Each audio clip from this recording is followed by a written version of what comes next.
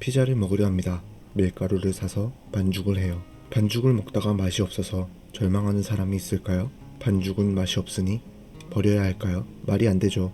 하지만 주식에선 그렇습니다. 싸게 살 수 있지만 오래 걸리는 자리가 있습니다. 그 자리에서 수익이 안 난다고 절망하고 손절해야 하나 고민합니다. 다시 피자로 가볼게요. 반죽은 어려워요. 조금 더 비싸지만 냉동 피자를 사서 구워 먹으려 합니다. 노릇노릇 구워져서 맛있는 냄새가 나는데도 더 맛있어질 것 같아서 욕심을 내고 조금 더 기다립니다. 타는 냄새가 나는데도 바로 꺼내지 않고 다 타고 난 이후에도 다시 맛있는 피자로 돌아올까봐 기다립니다. 말이 안 되죠.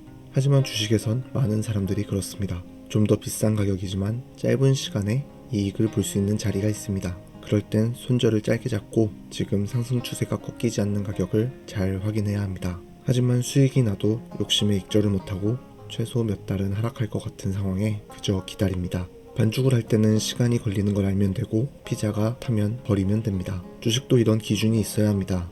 하지만 주식은 매일 먹는 음식처럼 우리에게 익숙한 것은 아닙니다. 반대로 익숙진 않지만 주식은 우리 삶에 관련되어 있고 조금씩 배우고 관심을 가지면 생각보다 쉽다고도 말할 수 있습니다. 하지만 피자는 맛있겠지 만을 생각하는 것처럼 기준 없이 2배 상승한 내 계좌만 상상하며 거래를 한다면 어떤 종목을 사더라도 상상처럼 되기는 어려울 것입니다. 그래서 첫 번째 말씀드리고 싶은 것은 배워야 한다는 것입니다. 두 번째, 우리는 왜 주식을 살까요? 음식으로 바꿀 수 있는 것도 아니고 내가 꼭 필요해서 사는 것도 아닙니다. 어쩌면 아이들의 포켓몬 카드 같은 걸까요? 아이들은 포켓몬에 대한 동경과 환상으로 필요 이상 구매하고 팬이 되어서 먹지 않는 빵을 많이 사기도 합니다. 주식도 회사에 대한 환상이나 동경에 의해서 살 수 있다는 공통점이 있지만 그 회사의 팬이 되어서는 안 됩니다. 우리가 주식을 사는 목적은 단 하나, 팔기 위해서입니다. 다시 말하면 팔아서 돈을 벌기 위해서인데요. 그렇다면 반대로 주식의 실체인 회사의 처음 목적에 대해서도 한번 생각해 보겠습니다. 사전에도 나와 있는 회사의 주식 상장 목적은 자금 조달입니다. 자금을 조달하여 성장하겠다지만 성장하지 못하는 경우가 많습니다. 만약 많이 성장하더라도 그걸 주주에게 되돌리지 않는 방법은 너무나도 많습니다. 그들도 목적은 돈을 버는 것입니다. 단순하게 우리의 삶의 경험을 여기에 적용해보면 누군가 가만히 있는 나에게 이익을 주려 노력한다는 것은 말이 되지 않습니다. 회사도 누군가라는 타인입니다. 아무것도 믿지 않는 것에서 시작해야 합니다. 우리는 어떤 종목의 이야기를 누군가를 통해 전해 듣습니다. 회사도, TV도, 뉴스도 환상을 만들어줄 뿐 현실은 내가 직접 확인해야 합니다. 그래서 드리고 싶은 두 번째 말은 현실이고 진짜인 현재가의 기록, 즉 차트 분석을 중심으로 접근해야 합니다. 현재가의 이해와 중요성에 대해서는 개념 영상을 참고해 주시면 감사하겠습니다. 첫 번째, 두 번째는 능력을 키워야 하고 능력을 키우는 것에 중심이 되어야 하는 것은 현재가이고 차트라고 말씀드렸습니다. 마지막 세 번째는 거래를 하면서 불안 요소는 무엇인지 알아보겠습니다. 주식은 4가지가 있어야 합니다.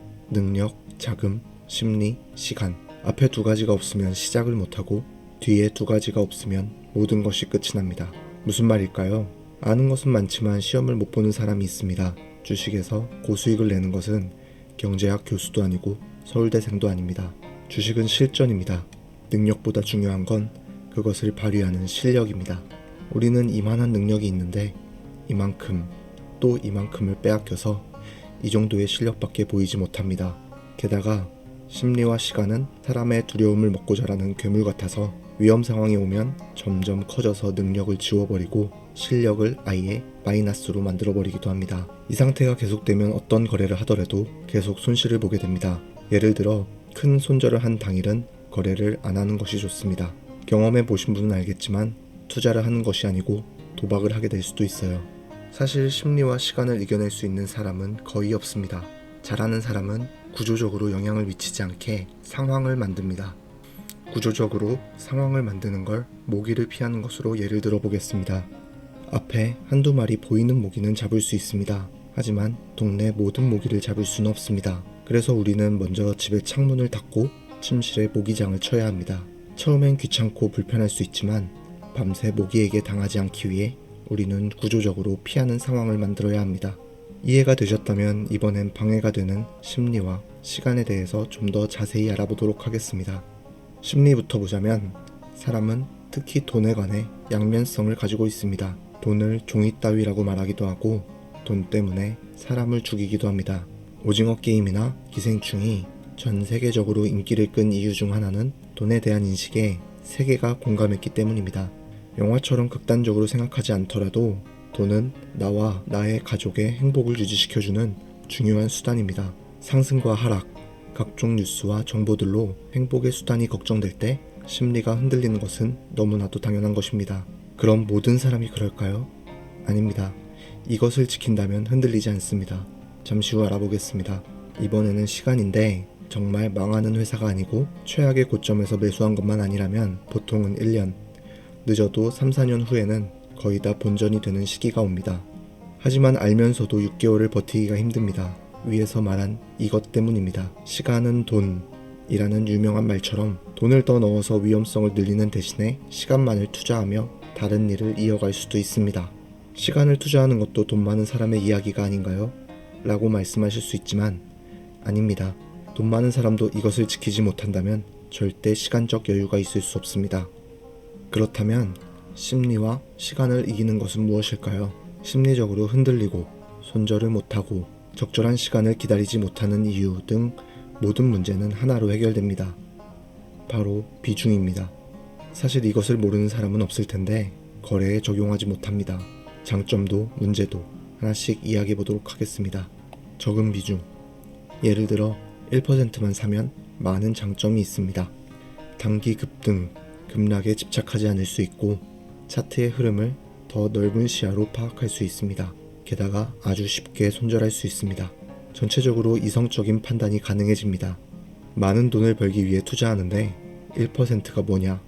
TV 전문가들도 어쩔 땐 현금 비중을 70%로 하라던데 이게 말이 되느냐? 맞습니다. 현금이 70%라면 100명의 직원들 중 30명만 일하게 하는 비중입니다. 말이 안 되는 이야기입니다. 저도 전업 투자자였기 때문에 쉬는 돈을 놔둘 수 없다라는 말을 뼈저리게 공감합니다. 하지만 앞에서 말씀드렸듯이 심리와 시간을 조절할 수 있는 구조적 장치를 마련해 놓지 않는다면 무조건 실패하게 되어 있습니다. 경험해 보신 분은 공감하실 거라 생각합니다. 의지를 굳게 다지고 능력을 더욱 더 높이지만 결국은 욕심에 의해 심리가 무너지면서 하나씩 망가져 버립니다. 구조적 장치를 따르는 것을 기본으로 돈을 벌 수 있는 방법을 생각해야 합니다. 종합하여 말하자면 비중을 줄이며 돈이 쉬지 않게 움직일 수 있는 방법을 찾아서 심리와 시간의 덫에서 벗어나야 하며 능력을 향상시킬 수 있게 노력해야 합니다. 방법이 있습니다. 앞으로 진행하는 미리 주식을 통해 알아보겠습니다.